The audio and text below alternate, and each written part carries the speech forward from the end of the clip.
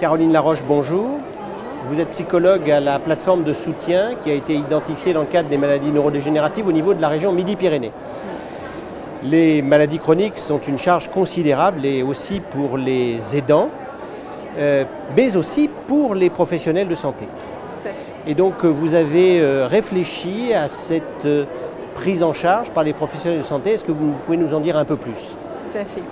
Oui, la maladie chronique en neurologie aujourd'hui implique beaucoup de choses pour le soignant. C'est une relation de soins qui peut être très lourde puisqu'on revoit les patients très régulièrement, les demandes sont très importantes et les maladies évoluent. On est sur des maladies fortement évolutives dont l'impact est très important pour la vie quotidienne, pour les patients.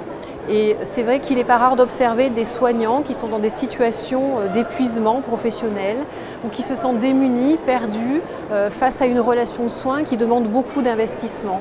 Et on sait que les mécanismes de défense des patients sont très importants et ils se jouent dans la relation soignant-soigné. C'est pourquoi on a beaucoup réfléchi pour l'accompagnement des professionnels de santé, pour leur proposer un soutien pour qu'ils puissent prendre soin d'eux, soin d'eux-mêmes. C'est essentiel quand on est professionnel de prendre soin de soi pour pouvoir prendre soin des autres.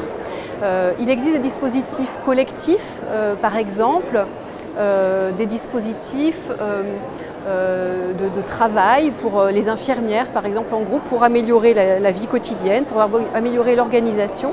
Il existe aussi des groupes, par exemple, de remédiation.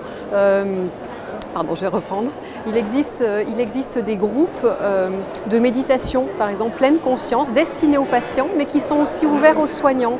Ces groupes-là, par exemple, développés au CHU de Toulouse, permettent aux patients de travailler sur leur stress, l'angoisse, mais également aux soignants qui peuvent bénéficier de ce dispositif et reprendre après à titre personnel les techniques qui sont proposées pour prendre soin d'eux.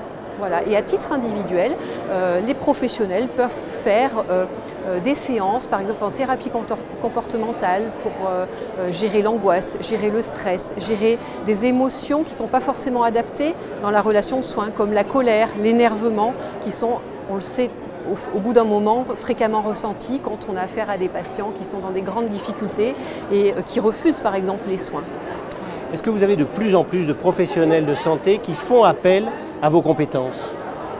Oui, beaucoup de professionnels font appel à nos compétences. Nous avons ouvert par exemple un dispositif d'écoute pour les aidants familiaux et au regard de la demande que nous avons ouvert ce dispositif aussi aux aidants professionnels.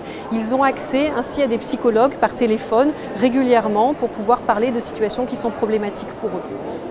Excellente initiative, merci encore beaucoup. Merci.